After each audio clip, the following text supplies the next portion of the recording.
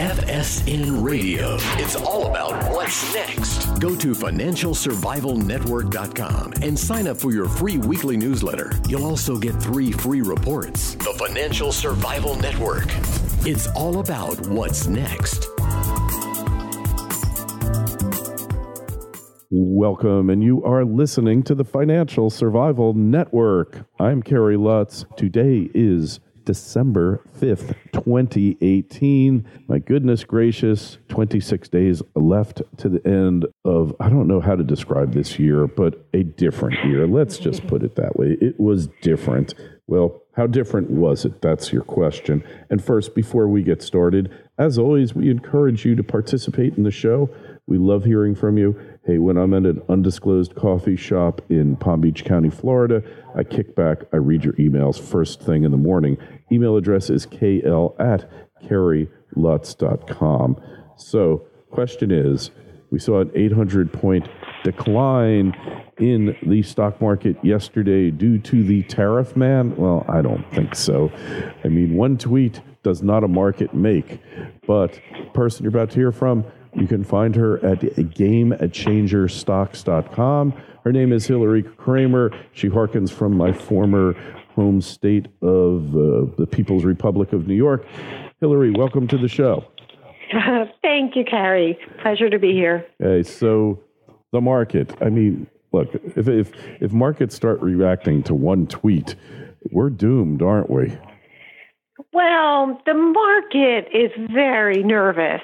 It's very jumpy, and the stock market is emotional, and it's a reflection of the volatility and the change of pace that we have coming out of Washington and concerns about the unknown. So it seems like it's one tweet that's the problem, but that one tweet underlying it is a whole mountain of worry.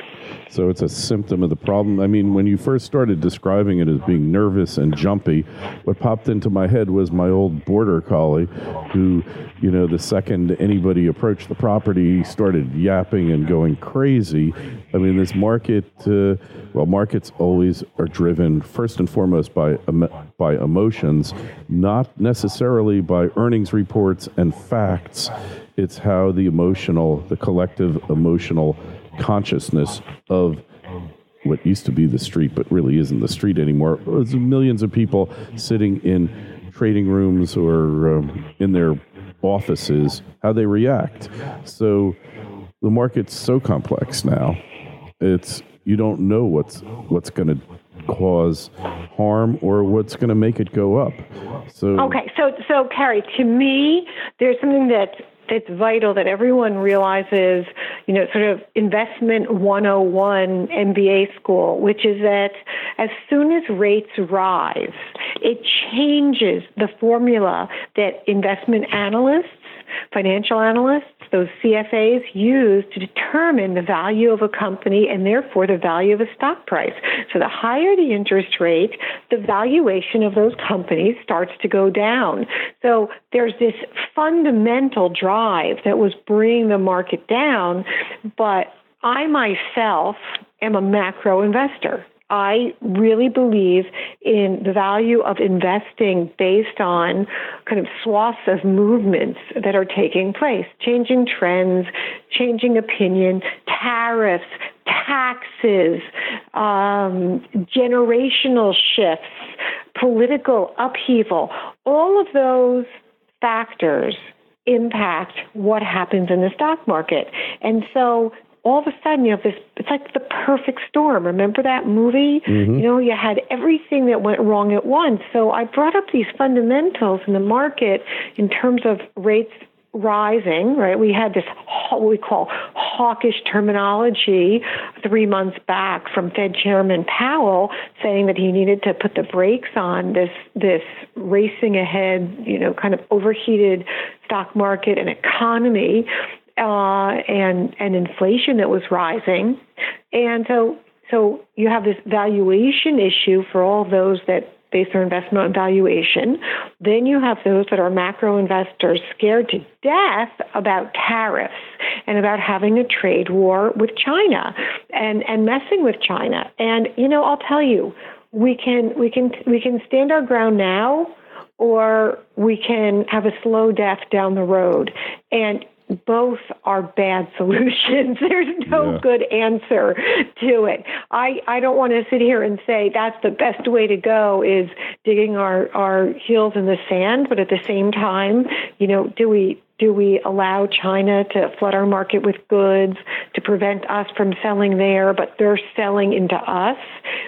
So those are questions that are very important and vital. And of course, theft of intellectual property, espionage, so it's so much more than just kind of commerce and import, export. And, banks have really led the rally because banks got money really cheap 10 years ago. You remember the Treasury and Secretary of the Treasury was Paulson from Goldman Sachs, and he said, "I want to save Main Street, so I have to save Wall Street to save Main Street, right? So I got to save the perfectly bank." reasonable. Okay, perfectly reasonable. Yeah, right. It's perfectly reasonable until the banks don't trickle it down to Main Street. So the banks made all the money. Now interest rates are rising. We have what everyone hears about, this inverted yield curve, and all that really means is it's more expensive to borrow in the short run if you're a bank than in the long run, and that means that they can't really make any money because they make money by not having an inverted yield curve, and that's why. So we suddenly started having the financial institutions, those banks, go down. And if you think about it, where's the growth been in jobs and the economy? Yes. Sure, we can talk tech, we can talk healthcare, and those are all valid, but the JP Morgan's got bigger and more rich, and the Bank of America's, and even companies with difficulties like Wells Fargo that face those kind of lawsuits that they've been dealing with, were really enriched over these 10 years, and the punch bowl got taken away from them yesterday, and that brought down the market. Everyone's in these indexes now, so if you sell one stock or two stocks, kind of the whole market starts going down at once. So I don't want to sound like I'm pessimistic, because I got to tell you that it's really true. There really is a bull market somewhere always. Mm-hmm. And I got to say, yesterday, and I hope you don't mind my throwing some names out, but not at all. People have to realize that companies like Eli Lilly hit a 52-week high yesterday. Mm-hmm. So while the market, the Dow closed down 799 points, 0.36, and the NASDAQ was down 3.8%, and the S&P was down 3.2%. You have Eli Lilly that's up 42% in the last 52 weeks. You have the spice company McCormick yesterday, up 49.8% in the last 52 weeks. This Tableau software is a very popular company. And of course, the utilities that were so unpopular for so many years, suddenly saw their day in the sun. And of course, we had some other companies like Waste Management had a good day. They're up 16%. So I want everyone to realize that not every company, maybe every company had a bad day yesterday. Okay, I mean, there were some gainers, actual companies that were up at the close, like Con Edison and Cabot Oil and Edison International. AutoZone, for example, was up almost 7%. But everyone needs to realize that there are opportunities. It's just that so many people are like driving while they're looking in the rear view mirror. So they're going into Apple, they're going into Microsoft. Look, I love Boeing. Boeing is one of the stalwarts of my portfolio, but is now the time for people to be buying Boeing? So no, it's not. Not when people like me are up 100%. Yes, it's a great company. It's wonderful. I'm invested in it. But it's new opportunities that people need to always be looking for, not last year's winners. Yeah, well, it's like the general. They're always fighting the last war. But look, Hillary, this bull market's been going on a long time now, 10 years, longest one in history. At some point, every boom ends with a bust, doesn't it? Yeah. it's like gravity. It's like Sir Isaac Newton. We fall a lot faster than we make it up that hill. Yeah, isn't that the truth? So looking at the market, and it is gravity, but it's always timing too, which nobody is really very good at timing except insiders dumping their shares. They seem to be very good at it. But otherwise, do you see a recession in the offing? I mean, I know you remember the old maxim with the Fed, 3 steps and a stumble, right? FSN Radio. It's all about what's next. Egypt is on the verge, once again, becoming a world-renowned gold producer. The golden age is being rediscovered. For millennia, ancient Egyptian kingdoms prospered from unparalleled riches. Pharaohs built their empires and flaunted their abundant wealth that was made possible by the country's resource-rich gold deposits. Despite this rich history, modern Egypt remains one of the most underdeveloped gold mining countries in the world. Aton Resources is at the center of the modern Egyptian mining world, diligently working both as the only public exploration company in Egypt today and as the advocate for mining reform with the Egyptian government. However, those that arrive early like Aton will reap the best rewards. Aton's discovery of the legendary Lost Mountain of Gold at Rodruin and its current aggressive drilling program there could potentially reap those rewards. Aton Resources is focused on its 100% owned Abu Marawat concession in the Arabian-Nubian Shield, located 200 kilometers north of Centamin Sakari's world-class gold mine. Aton possesses first-mover advantage in the under-followed jurisdiction of Egypt, which is currently undergoing mining reform. To stay on top of Aton's latest drill results and news, go to atonresources.com. Aton trades on the TSX-V under the ticker AAN and on the OTC under the ticker ANLBF.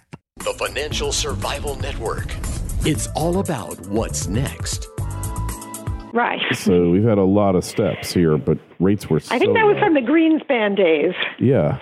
This is kind of applies, but...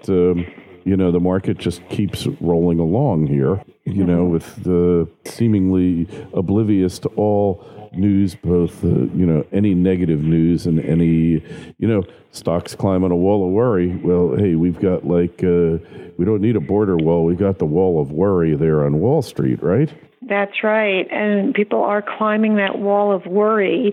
And as they've been climbing it, it's like it's been Mount Everest. It hasn't just been a hill, and it just has continued to go up. So what does that mean? It means that we're going to have some more days of multiple 100 times 4, 100 times 5, 100 times 8.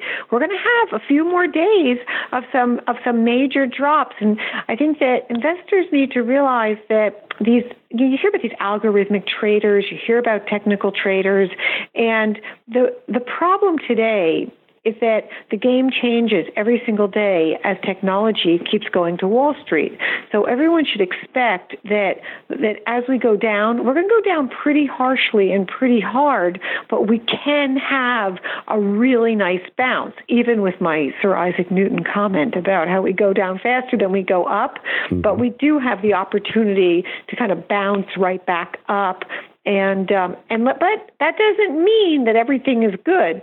Volatility is an indication of concern, and the complacency has left the market. Mm-hmm.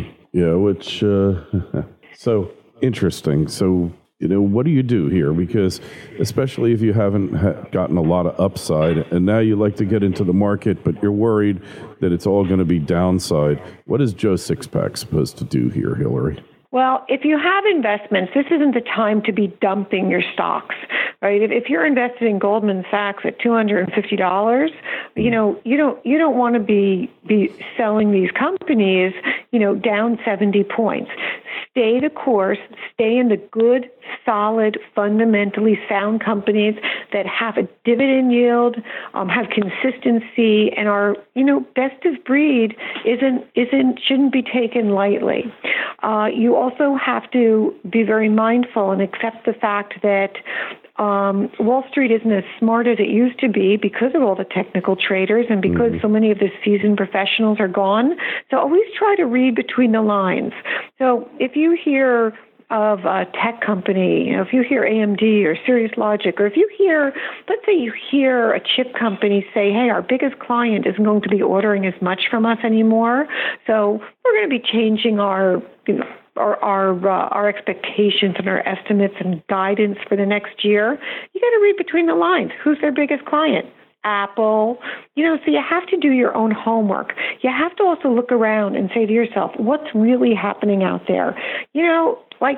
It's so true, the Peter Lynch way of investing from the 1980s, now more than ever before. Look around at Costco. It's packed. It's more packed than it's ever been before. The pricing is more competitive and more attractive than it's been. The offering continues to rise, and the products that they have, including the pharmacy, is incredibly appealing. That should tell everyone something. You can't go wrong with Costco. Even if you buy it and it goes down 30%, you aren't going to make a mistake.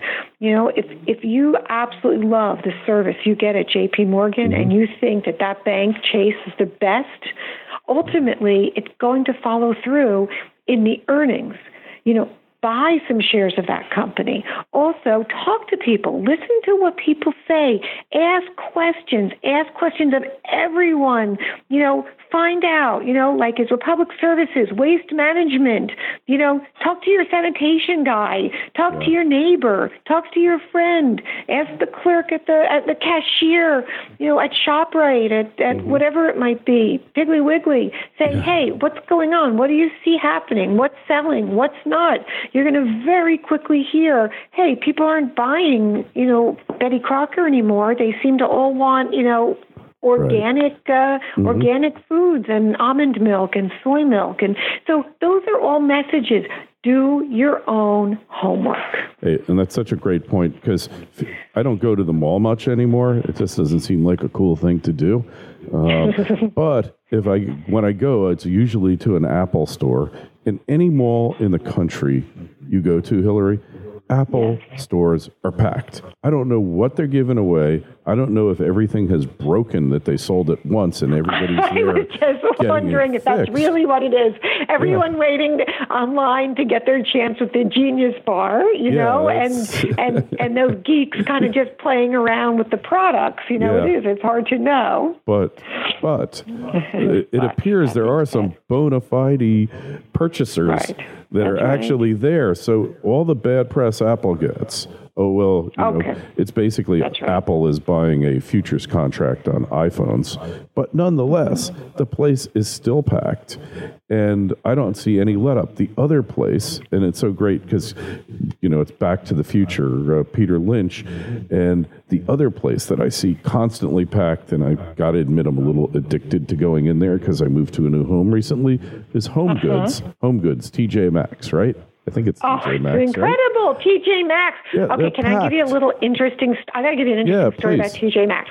In 2008, 2009, TJ Maxx, which is based in Framingham, Massachusetts, Natick, that area, people see it right from the highway as they drive to Boston. Yeah. TJ Maxx made a decision that when they received goods and merchandise, they would pay immediately, not 30 days, not 15, not 90, not 180, and they did net zero. They paid every single one. During this financial crisis, the market's falling apart. Macy's is stringing along their suppliers on every single level and everyone who they owe money to. And then you have TJ Maxx, which makes a decision to pay everyone first, make sure that suppliers and providers are taken care of, and it changed the game for TJ Maxx, which is TJ Maxx, and it's Marshalls and Home Goods, as you just said, and those stores emerged from the financial crisis, 2008, 2009, with a whole different offering and and a much better reputation that they had ever had before, and by being good good and decent and honest in business can really pay off over the long run. Yeah, and it worked. And, their merchandise mix is unique, brilliant, and it's just, there's never really a sale there because everything's always on sale, other than when you find the 2 rows that are the goods that just don't sell at all, then they're like marked to nothing. But you notice the offering has changed, and that I think is something that for so long we're used to everything kind of being the same, right? Gap has the same, Walmart has the same. I just recently said to a colleague, and I actually think that there is something, very, very fundamental and core about this. You can get the same products, the same quality, actually even better on a lot of the clothing at a Walmart than you do, I got to mention Macy's again, Macy's. Even Nordstrom's. And there used to be a time there was a real difference. That's why you didn't want to shop at Walmart. And we all have to be open, and that's the big message here. We have to be open and we have to be flexible because everything is changing so fast. And there's an important message behind that in terms of you may not want to buy Walmart stock, but you may not want to be buying some of the stock in some of the high-end labels, the Ralph Lauren's, for example, the Estee Lauders, but you may want to be looking in other directions. Yeah. Oh, I couldn't agree with you more. It's, I buy my workout clothes at Walmart, I'm embarrassed to admit, because honestly, I'm going to toss the stuff pretty quickly, usually, but they're really decent quality stuff. In fact, I haven't found it's actually almost amazing. It actually is. It's almost amazing to think that the level of their quality at a tenth of the price. And it wasn't that way 5 years ago. No, things really did fall apart at the seams. So everyone should realize that, and the same, it's interesting. Home Depot, Lowe's, seeing Home Depot person, just happened not to be a Lowe's person. I see Home Depot still busy, still with what looks like, small business owner service providers in there, homeowners, and even larger size contractors going into Home Depot all the time.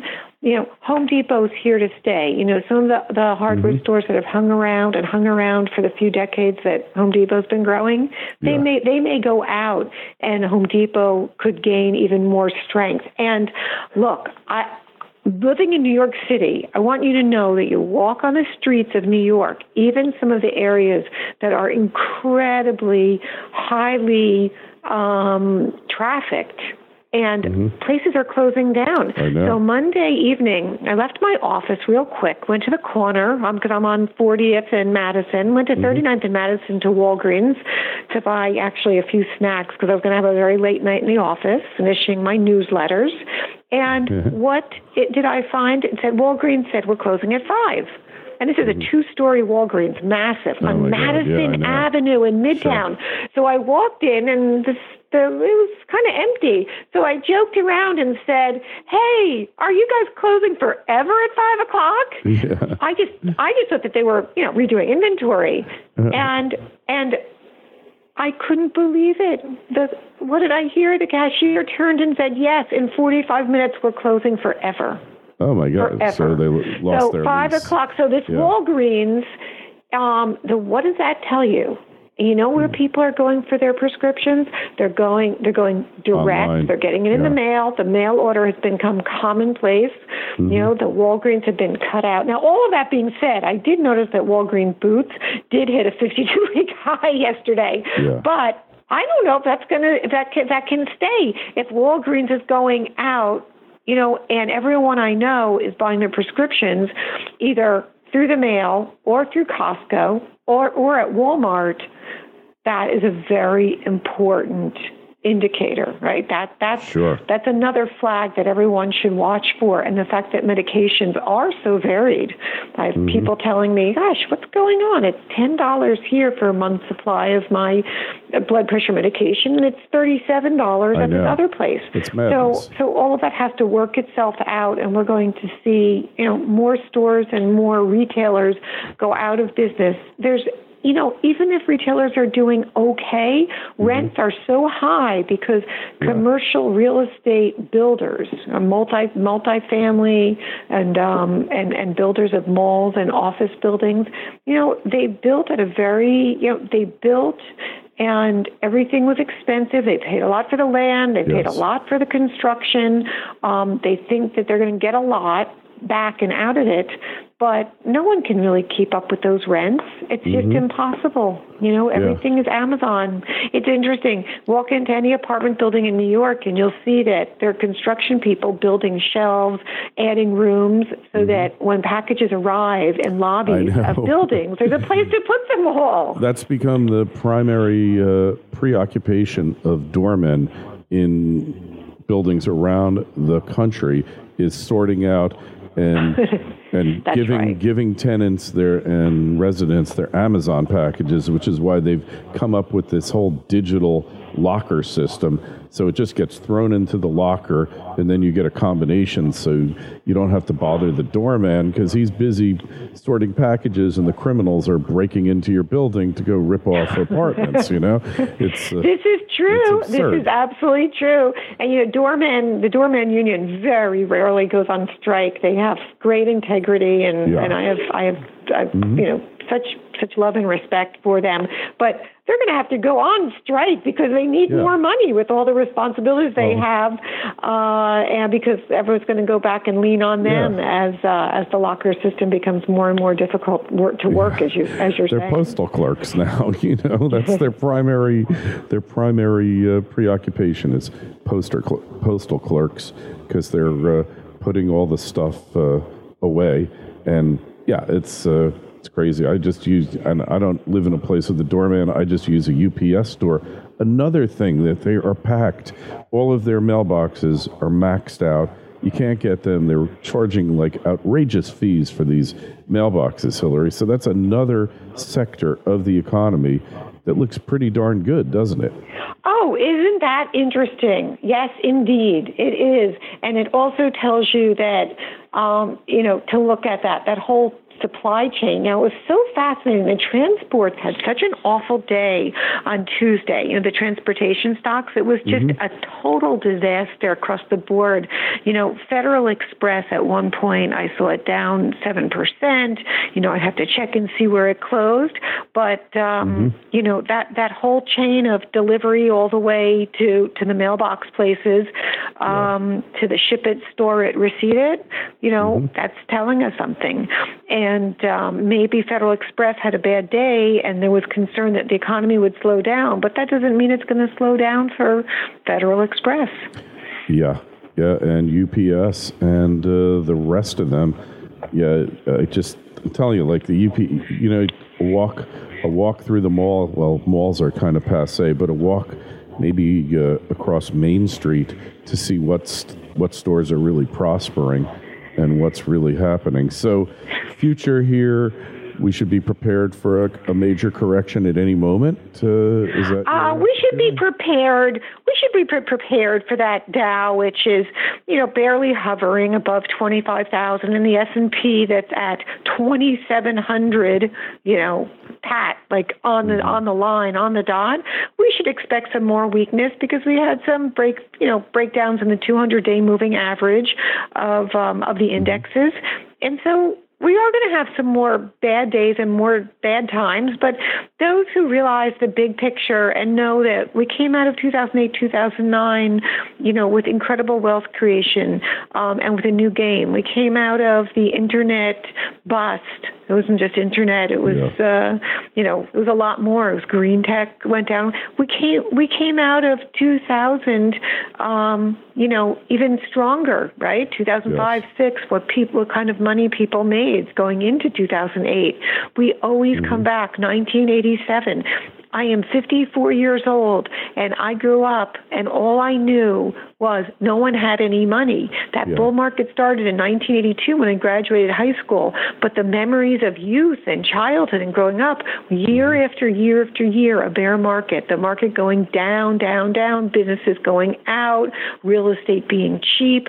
And then we went into this 18-year unbelievable bull market. We had a blip in 2000, and you know what? The internet ended up being worth every penny and more than everyone even thought it was back then, right? Amazon, look at the kind of companies, even Priceline, even Blue Nile, is still, that was the diamond seller.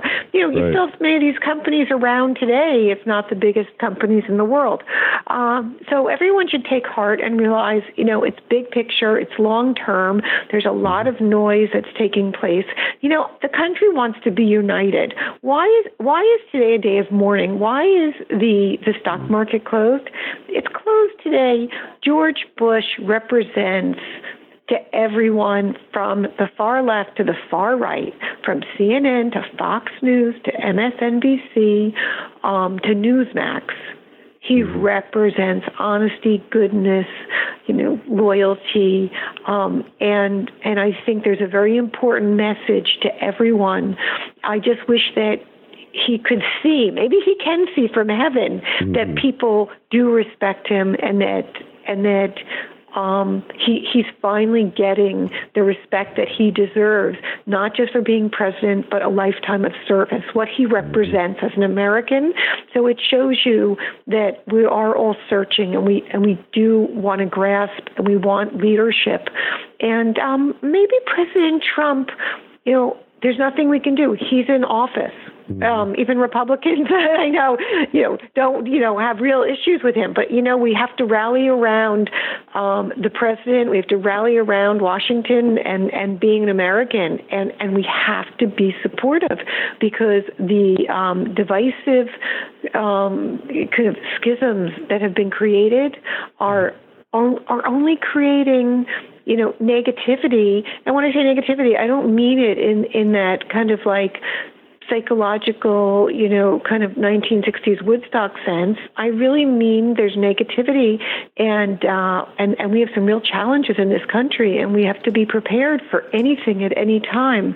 So, we're seeing buildup in our military that tells everyone, you can't go wrong with Raytheon, Lockheed Martin, excellent companies, strong on technology. Every day I see new contracts being given to them, which means their revenues are going to be strong. And as Americans, this is the best place to invest, and that's why we always come back. And our market is in relative terms. Our stock market, okay, we're down on the year, but we are still so much better off than the European indices. Oh my goodness. What's taken place in Asia, and everyone should know that if globally, the shakedown gets worse, if economies slow, money is going to pour into the United States stock market. We might see real estate go down, right? We're going to see some of the Russians and Chinese that bought these high-priced real estate apartments for $30 million, dumping them for $5 million and $10 million. But that was their intention all along, was to park money and get money out of their country. So don't be concerned with real estate prices. Don't be concerned, with mortgage rates rising. We're still in a great place. There's still innovation. We still have areas that keep being developed, whether it's data analytics, kind of the new buzzword, cyber technology, cyber security, new areas of biotech, immunotherapy, as I talked to. There's lots more.